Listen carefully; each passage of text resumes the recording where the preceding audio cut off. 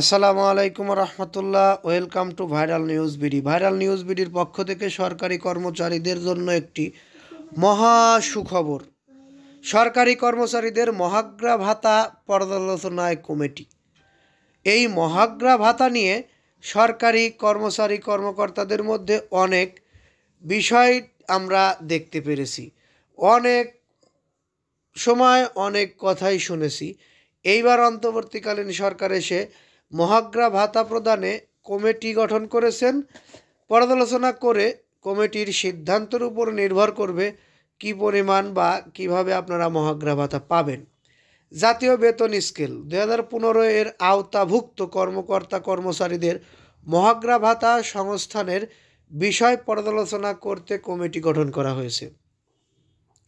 প্রধান উপদেষ্টার মুখ্য সচিবকে আহ্বায়ক করে 7 সদস্যের কমিটি গঠন করেছেন সরকার। বৃহস্পতিবার 12 ডিসেম্বর অর্থ মন্ত্রণালয়ের অর্থ বিভাগের প্রবিধি অনুবিভাগ প্রভৃতি 3 শাখা থেকে এ সংক্রান্ত একটি কমিটি গঠন করে অফিস আদেশ জারি করা হয়েছে।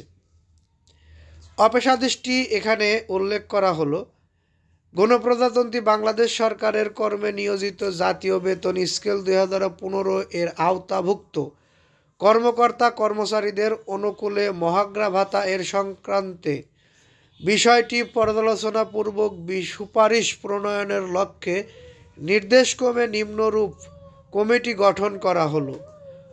মাননীয় প্রধান উপদেষ্টার মুখ্য সচিব আহ্বায়ক করে 5 সদস্যের একটি কমিটি গঠন করেছেন। সেই কমিটিতে যারা রয়েছেন: সিনিয়র সচিব জনপ্রশাসন মন্ত্রণালয়, মহা হিসাব নিরীক্ষক ও নিয়ন্ত্রক, সচিব অর্থ বিভাগ অর্থ মন্ত্রণালয়, সচিব প্রধান উপদেষ্টার কার্যালয়, সচিব লেজিসলেটিভ ও সংসদ বিষয়ক বিভাগ, আইন বিচার ও সংসদ বিষয়ক মন্ত্রণালয়, অতিরিক্ত সচিব প্রবিধি অনুবিভাগ অর্থ বিভাগ অর্থ মন্ত্রণালয়।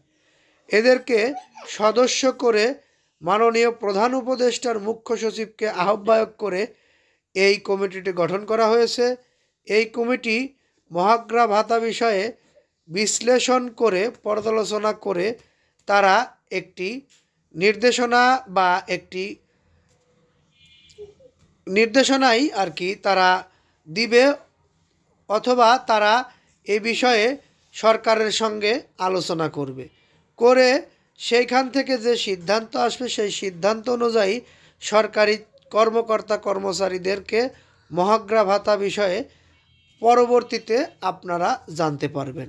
যাই হোক, আমাদের এই চ্যানেলটি সাবস্ক্রাইব করে বেল বাটন অন করে রাখলে আপনারা পরবর্তীতে সরকারি চাকরি বিষয়ে, বেতন বিষয়ে, মহার্ঘ ভাতা বিষয়ে সকল আপডেট নিউজ সবার আগে পেয়ে যাবেন।